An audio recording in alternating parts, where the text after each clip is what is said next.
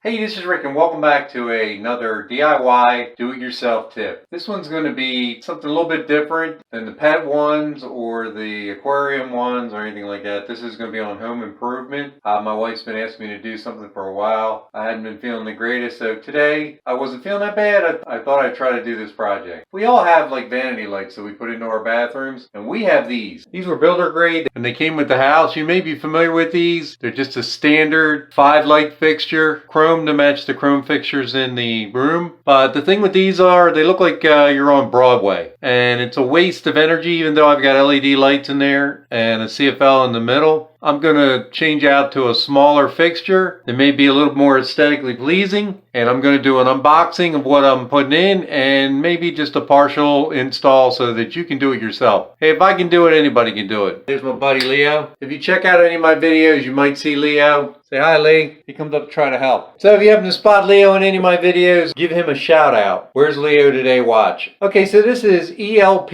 item number 3106046ch. Like I said, it's a chrome fixture and it's 3-light and it comes with globes. We're going to go ahead and unbox it. Not much to the unboxing. Comes wrapped up to protect the chrome. As you can see there, it's on an angle. And you have to take off this backing here and then straighten these out to where they're going to hang. They can hang like this if you want your bulbs to go down, or it can hang upright like this to where it projects up onto the ceiling. We're going to leave ours going down. It comes with the globes separately, and here they are. These are frosted globes. You can see they've been frosted on the inside so that they're nice and shiny and nice and smooth on the outside. So let me go ahead and put this all together and we'll be ready for the next step. Okay, so here we go. It's fully assembled now. And you can see it's got nice shiny chrome. The globes are now installed. They just have a little nut on the bottom there that you screw in, and that'll hold the globe on. And there's a mounting bracket on the back here. It's got 2 screws. You're going to want to take those off. By taking the little nut off right here, that will remove the backing. So if you hold that screw in and pull these off in the front, it's pretty quality made. I mean, for a Chinese product, I mean, of course, everything's made in China these days, especially this kind of stuff. You just push that off, and now the backing plate came right off there. It's a standard 2-wire. It's been pre-wired for the bulbs, and then you just have your black and your white to connect to, and then a ground wire. So I'm going to go ahead, I'm going to move this monstrosity off of the wall. I'm going to kill the power, and we'll go on to the next step. So if you particularly happen to have this type of fixture, these are pretty easy. They have these little excussions that go on there, and they slip right over top of the bulb socket. And you just pull firmly towards you. I've already taken off the other 4, and they pop right off. That's what actually holds this on. Now, wow, look at that. That right there is quite a hole that they made. Looks like they missed the stud when they went ahead to mount this, and they had to put this large round mounting bracket on the back here, so they had to put their own stud in off of the original stud. So hopefully, if I did my measurements right, it's the reason why I got that wider light. That's going to cover that hole. Now I do have some touch-up I'm going to have to do here, so I'll go ahead and pull this off. Ooh, okay, these are swollen today. So these are just put in with anchors, it looks like, just wall anchors. Oh, my hands, my knees, nothing wants to work right today. Now with these wall anchors, you may have to put a little pressure on it and pull towards you. I'm not sure what kind it has, whether it's a lag anchor or just a cheap little plastic anchor. But you got to hold a little pressure on it and walk it right out. Same thing with the other side. I believe there's only 2 on here. And like I said, I can't reiterate enough. Make sure you kill your power at the box, your power box. And I actually have a tester that I've shown in some of my other videos. Just a cheap one you get off eBay or Amazon. Maybe I'll put the link at the description page on YouTube, and you can get one yourself. So these look like these are going to be the heavy duty wall anchors. So I'm probably going to have some repair to the wall. I wasn't figuring on that. So there you go. Now you can see how it comes out. We'll disconnect these wires here with the wire nuts on them. And here's my tester. This is made by Greenlee, but you can get some cheaper versions. Just turn it on, and it'll light up when you have a hot wire. See, I don't have anything. No problem. I've got the switch off right now because I know my electrical wiring here. Now it should light up.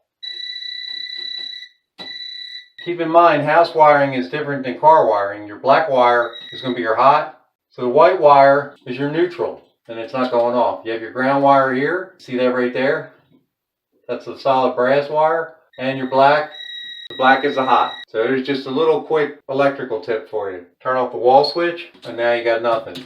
So that's a way to tell whether you're energized or not. Now you can go ahead and leave your light switch off if you feel comfortable with it. If not, go down to your breaker box and kill the whole circuit. Alright, so rather than bore you, I'm going to go ahead and take this off the wall, disconnect the wiring nuts, come back to just standard wire. Okay, so now everything's been removed. I moved over that electrical box over, and look at these holes that they put in for the anchors. They're about 1.5 inch holes. So that all has to be filled and spackled, sanded, and painted. So I've got a little bit of work ahead of me. I'm going to take a rest and I'm going to come back to it, and I'll show you when it's cleaned up and ready for mounting. Okay, so welcome back. It's been a couple days. It took me a little bit longer than I thought to patch the holes and spackle, primer, and repaint the wall. Maybe it won't take you as long, but like I said, I've got some medical issues, so it takes me a little bit longer probably than most people. So right now we're going to mount the bracket for the mounting of the light. I showed you this earlier. This is what it looks like.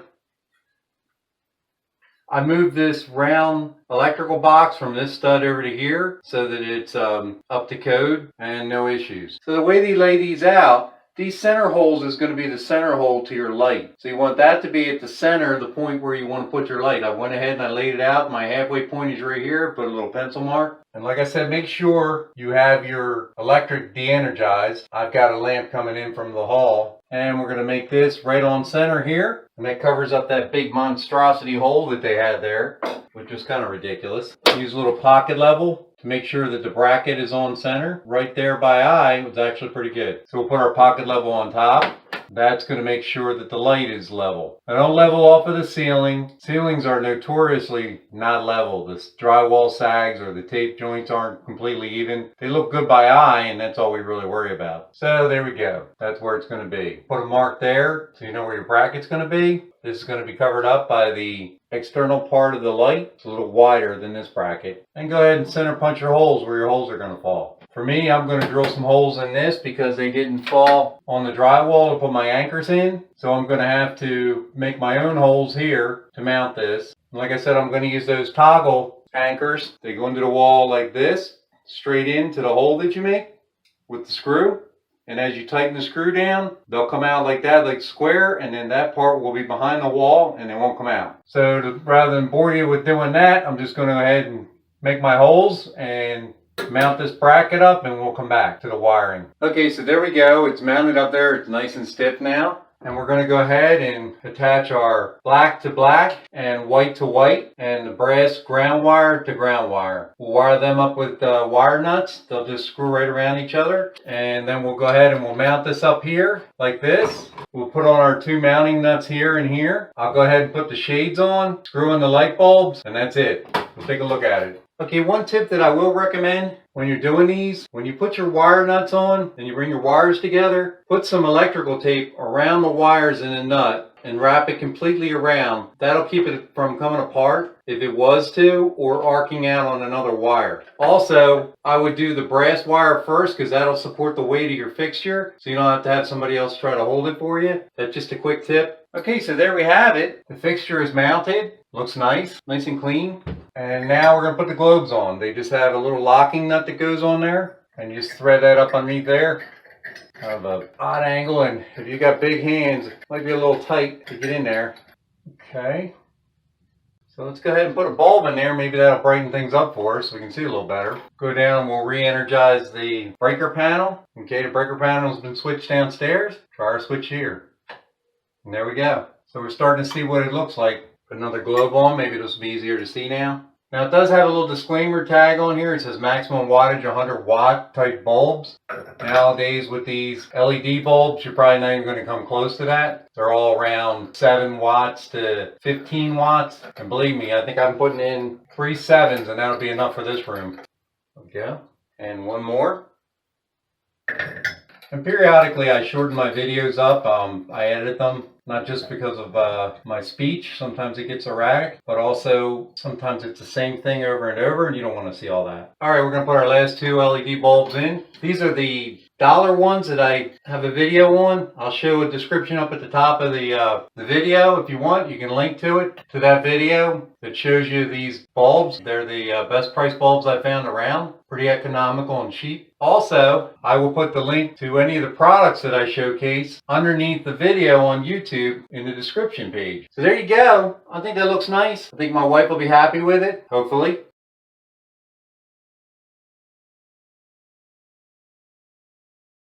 So that's it. Hey, thanks for watching. I appreciate the feedback. Share with your friends. Comment on the page. Let me know what you think. Take care.